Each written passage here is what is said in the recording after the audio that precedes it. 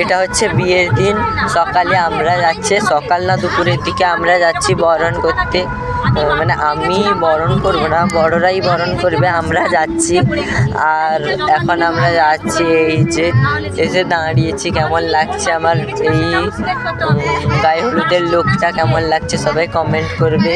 এটা আমাদের গায়ে হলুদের সময়, গায়ে হলুদটা শেষ হয়ে গেছে। আর এই যে এখানে ফটোশ্যুট হচ্ছে, সুস্মিতা দিকে ফটোশ্যুট করে দিচ্ছে, মানে ডিএসএলআরও এসেছিলো, তাই আরও অনেক ছবি আমরাও তুলেছি সবাই।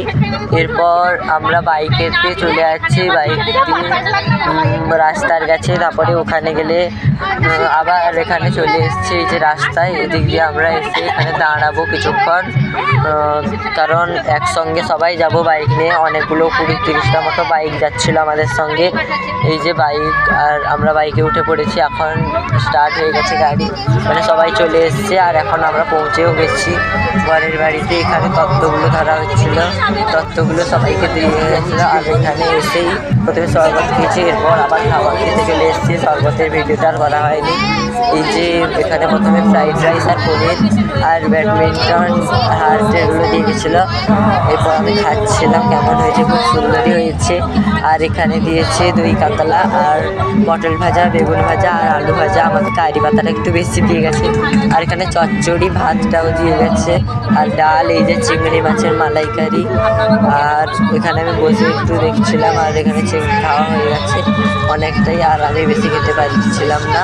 তাই এই যে রসগোল্লা দিয়েছে, কত সুন্দর নরম, আর খেতেও খুব ভালো। আর আমি খাচ্ছিলাম। এই যে এবার বরণ হবে, এই দেখো সবাই এখানে আশীর্বাদ হচ্ছে, মানে আমরা যেটা বলি বরণ, এখানে আশীর্বাদ হচ্ছে। অনেকজনই এসেছিলো, এখানে এই যে হচ্ছে আশীর্বাদ।